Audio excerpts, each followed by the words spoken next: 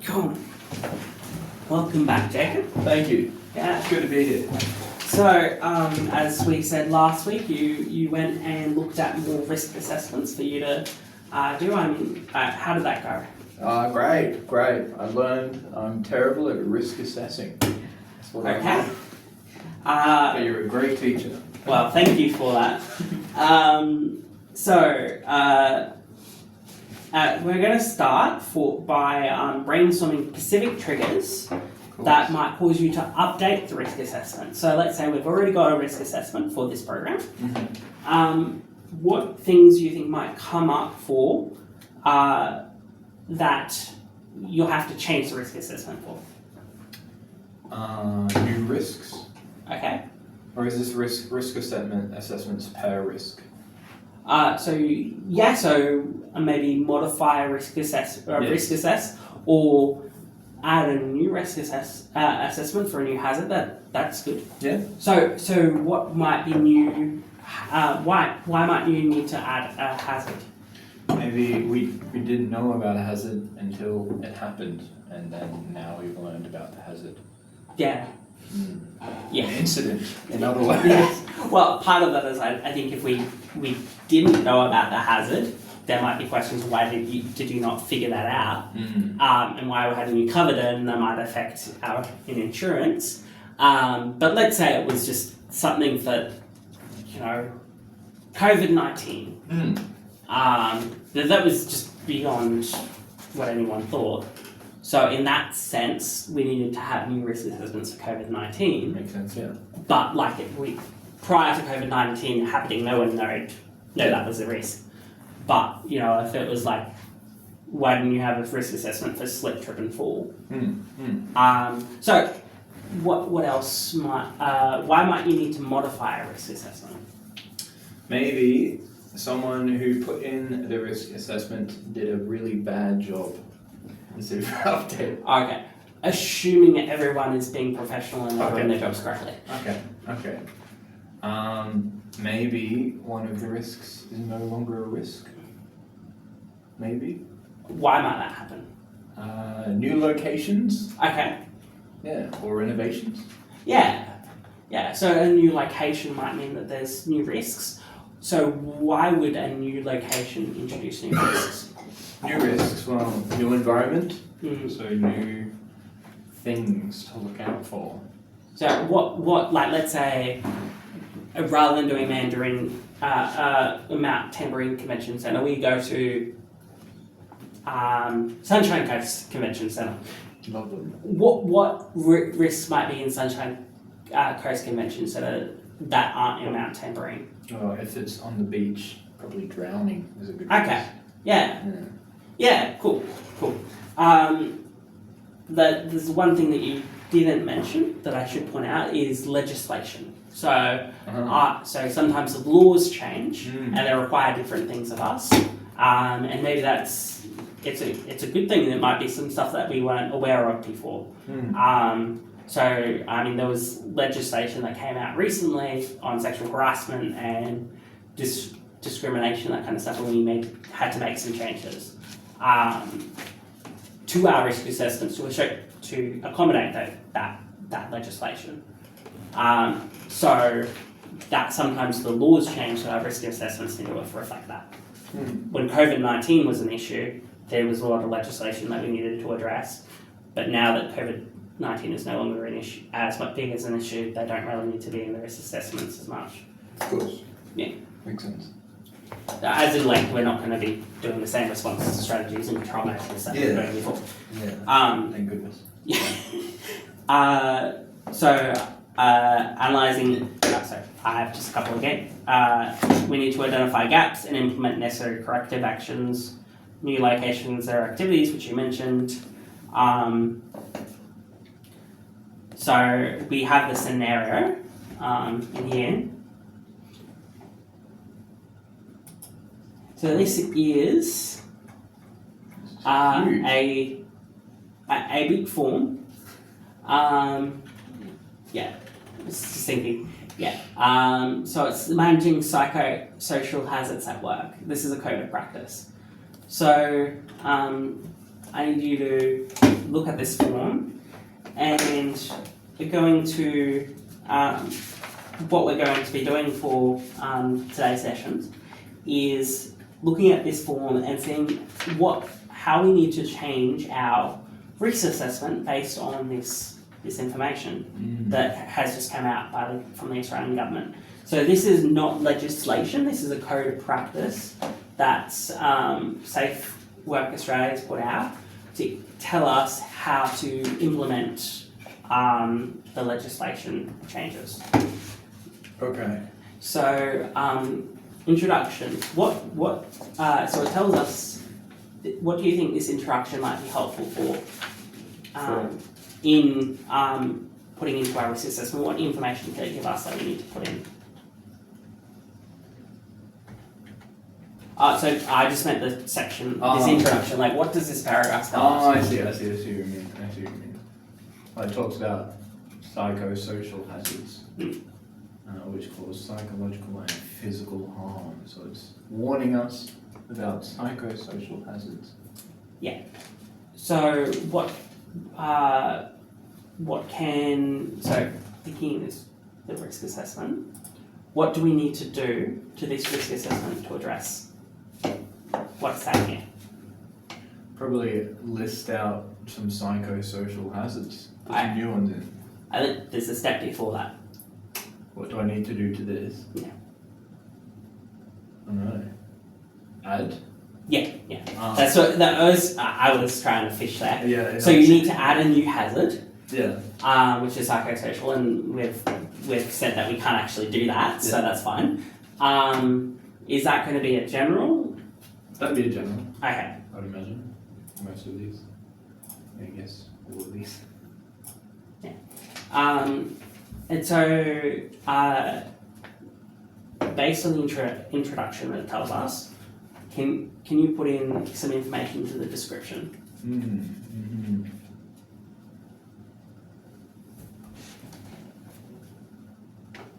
All right.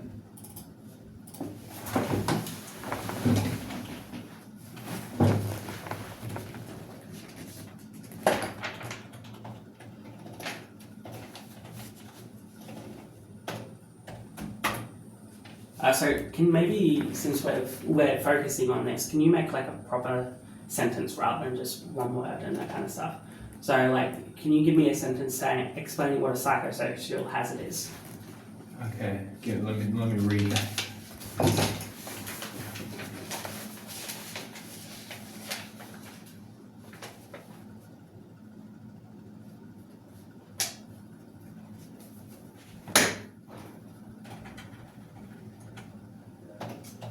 Couldn't tell you, so I'm just going to write in the description what it says. Have I just not? Oh, I see what it's done. Oh my gosh, let me retype this.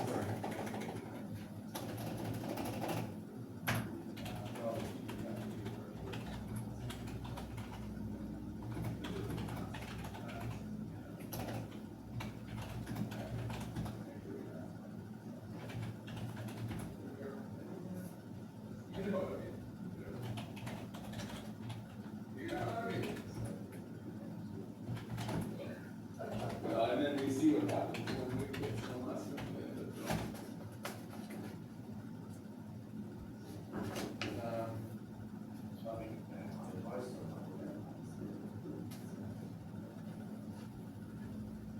Oh yeah, yeah, that's.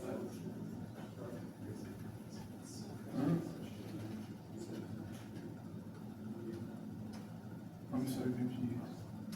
Well, what's confusing you? What they are.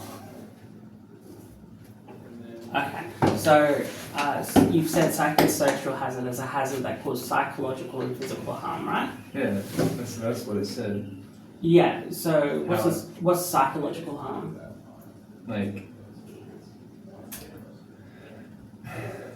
well, if you're sexually assaulted, that would be an example. Yeah, so that's gonna like,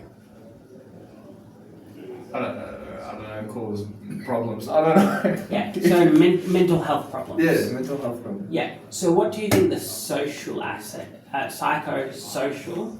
So that psycho refers to the psychological.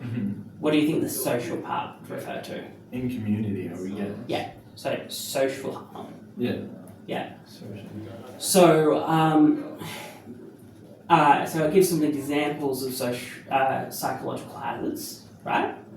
So so that's something that you could put in the description. So psychosocial harm is just psychological harm that's happened in a social environment. Oh. Like from a social environment. Yeah, that may well, like it's including hazards that are psychological and social. So like I would imagine it would include things like bullying. That's not necessarily just psychological. It's there's a social aspect of that as well. That makes sense. You've got to. So how might social hazards occur? Got some great options here. Yeah. So what I would do if it was me. List them all. Well, you don't necessarily have to list all of them, but I'd use this and put that into that. Okay, yeah, that makes sense. Yeah, because like you're just trying to show that we have understood the legislation and we're implementing it. Yeah, that makes sense. That makes sense. I'm going to just do a shorthand.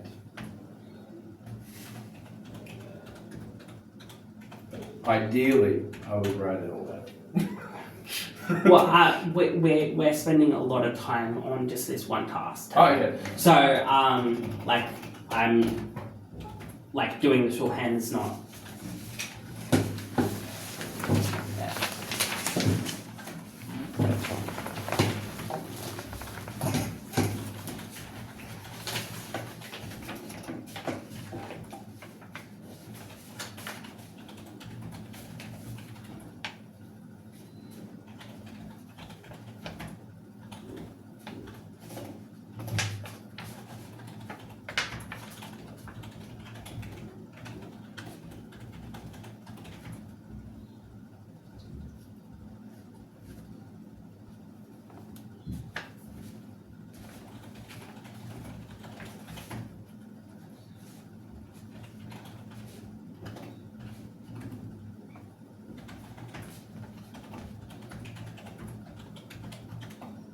Yeah, and then I would just, that's enough. I would just add something along the line of, and many others.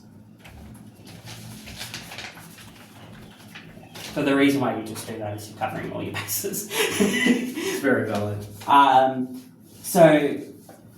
You've also, what are the potential outcomes of psychosocial hazards? Mental health issues. Yeah.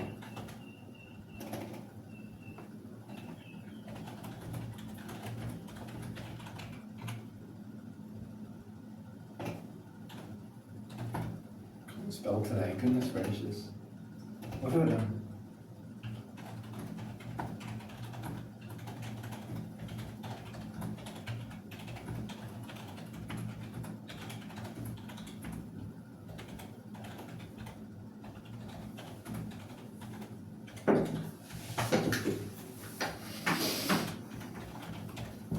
Oh, it's all in caps. So, just from like, you'd be aware that, you know, like suicide, depression, this sort of stuff. I forget about the caps. Yeah, so I would try and be a little bit more specific than just, so that's good, you want general, but can you get a little bit more specific about the kind of potential outcomes that might happen? Okie dokes.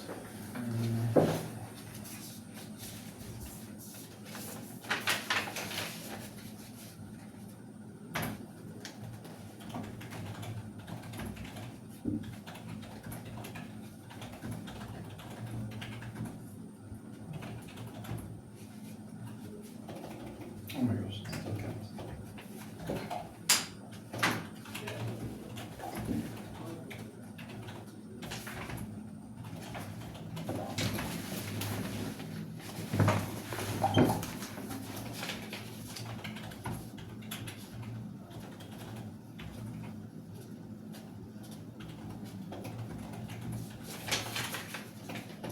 Cool. That's really good. So based on that, what do you think the consequences of this might be? The potential Of consequences psychosocial hazards? are probably what I've already listed. As in,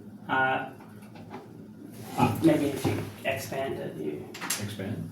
Oh, up here. yeah. So Oh, I see. just I see. going on the risk matrix. Right, the risk matrix. Consequences of psychosocial. I guess it depends on how bad the hazard is, but I would say major. Okay. What's the likelihood? Just Um, with no control mechanisms, no response strategies implemented. No control, no response strategies, probably. I would say likely. Okay. So the current risk is high. Yeah. Okay. So okay. Cool. So what I can so let's go back to the document. Oh yes, of course. So maybe if you can you go to the content page? Page. So where on the contents page do you think you might need to go to find stuff about control measures? Number 5. Controlling the risk. Right. Yeah, let me check that page. 7, 6, 5. It's lying to me. Oh, I see. It's the numbers at the top. Yeah. So control the risks. Okay. So can you use that document? What I need you to do is go through what the document tells you, and you need to be able to communicate that to the control measures into the document. Alright.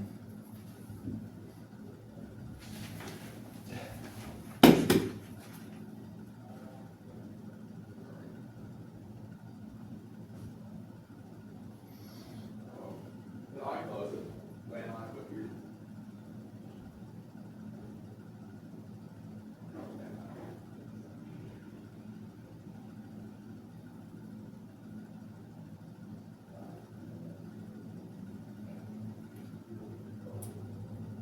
Oh my goodness. That was quick.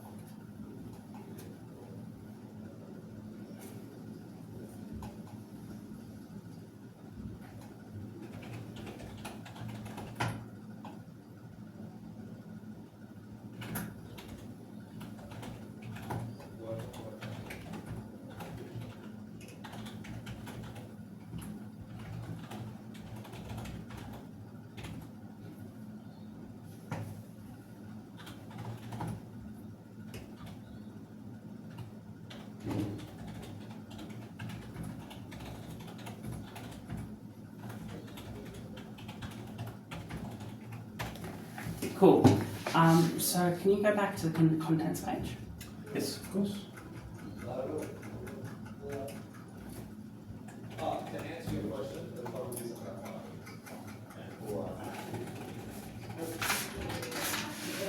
So, the next section of the thing will be response strategies to psychological hazards. So where do you think you're going to go for that?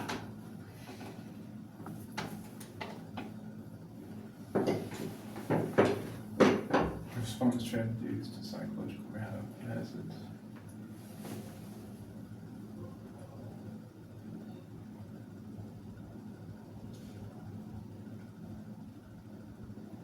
Give me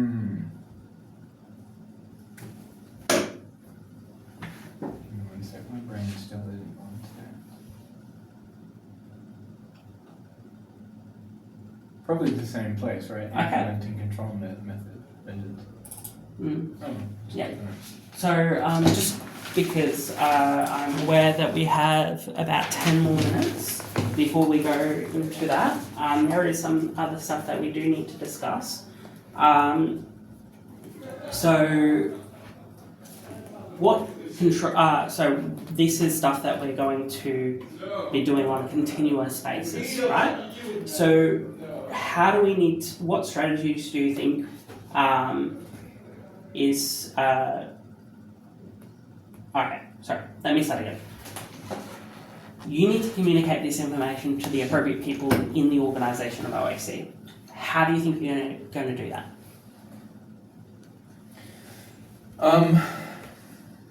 I assume there will be contact detail. As an employee, I assume I'll have details of people to contact for certain things.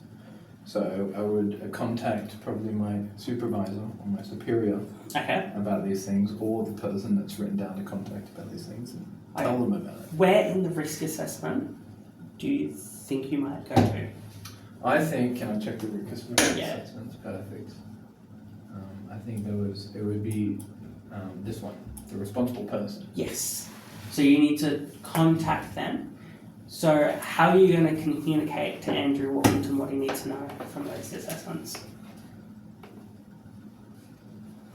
Probably by showing him the risk assessment.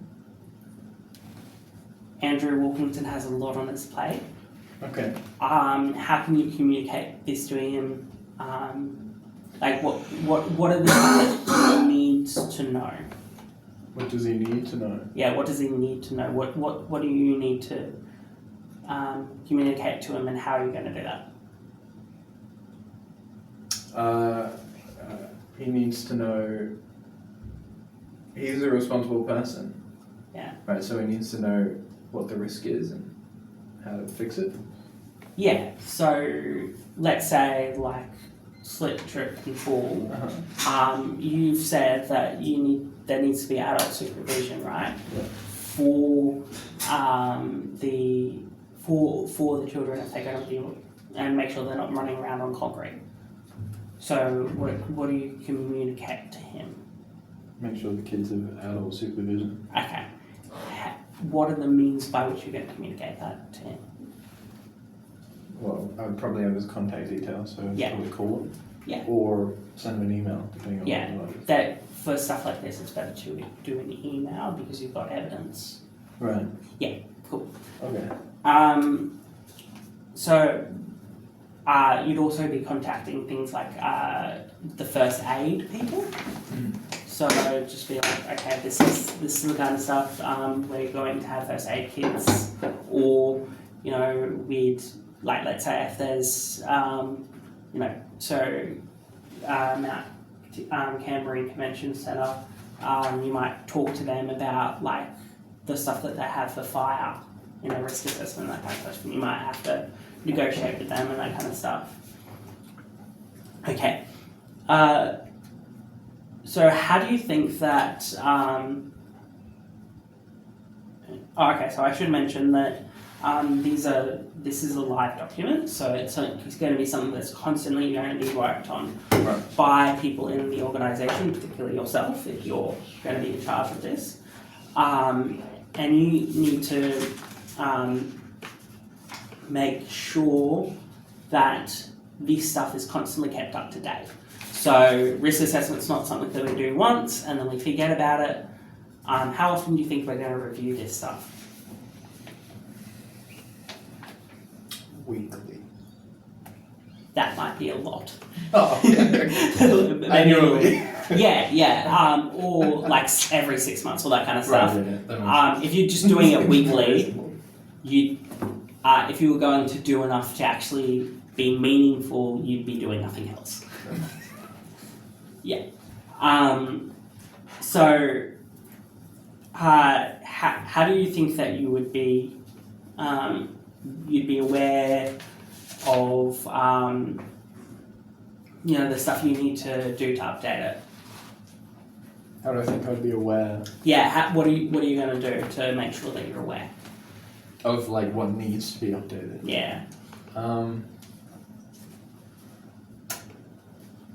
Keep in contact. Well, Andrew is the responsible person, yes. Yeah. Probably know what is happening Mm. in the life of, I forgot the company name. Oh, I see. In the life of OAC Mm. and what events are coming up and all that kind of jazz. Yeah, so being aware of any developments in the program. Okay. On the legal end, how are you going to keep in touch with that kind of stuff? Make sure I'm up to date with all the WHS regulations and Yeah. such. What can you do to make sure that you are? Constantly check. Well, there are people that you can. Oh, that's good. So like. Talk to Andrew. So that I know this actually might be something that I need to check. But I know, for example, like there's the job skills councils for different fields have sent email newsletters with their updates.